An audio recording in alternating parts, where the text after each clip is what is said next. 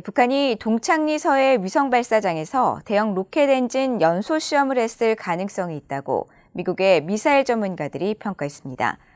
대륙간 탄도미사일 ICBM이나 인공위성으로 위장한 우주 발사체 개발을 위한 사전 준비 작업일 가능성이 있다는 분석입니다. 조상진 기자가 보도합니다. 미국의 북한 전문 매체 NK뉴스는 지난 2일 북한이 미한 연합훈련인 을지 프리덤 실드가 진행 중이던 지난달 28일부터 31일까지 동창리 서해 위성 발사장에서 액체 연료 기반 로켓 엔진을 시험한 것으로 보인다고 보도했습니다. 민간 위성 사진 등을 분석한 결과 서해 위성 발사장 발사대 부근에 초목이 죽어 사라진 흔적이 발견됐다며 위성 사진 전문가 분석을 인용해 이같이 추정한 것입니다. NK뉴스의 이 같은 보도에 대해 미국의 미사일 전문가는 엔진 시험 시 나오는 화염과 연료, 화학물질 때문에 발사대 인근 초목이 소멸된 것으로 볼 수 있다며 북한이 신형 화성 17형 ICBM 발사를 위한 사전 엔진 시험이나 인공위성을 가장한 우주 발사체용 엔진을 시험했을 가능성이 있다고 지적했습니다. Could be either for a space launcher or could be a test of the Hwasong 17 engine. Really, it could be any large liquid propellant rocket engine. Although, given the amount of burning, it's definitely a large test.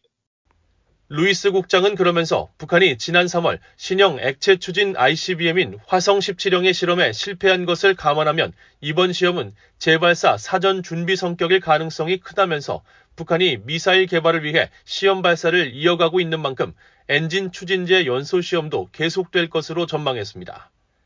미사일 전문가인 반 벤 디펜 전 국무부 국제안보 비확산 담당 수석 부차관보도 이번 시험을 대형 액체 추진제 로켓 엔진 시험을 위한 것으로 평가했습니다.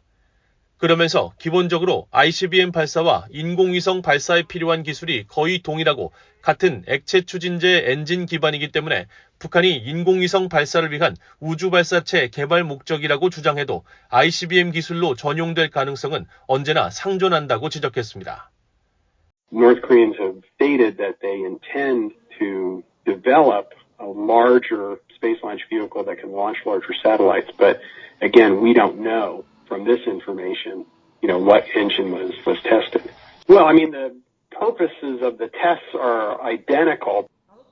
반 벤 디펜 전 부차관보는 북한이 위성 발사 시설로 명명한 동창리 서해 위성 발사장이 과거부터 줄곧 북한 측의 주장과 다르게 운용되고 있다는 의혹을 받아왔다고 지적했습니다. 그러면서 북한이 도발적인 미사일 개발 목적을 숨기기 위해 위성 발사장으로 분류된 동창리에서 군사적 목적의 시험을 계속 이어나가는 것일 수 있다고 말했습니다. BOA 뉴스 조상진입니다.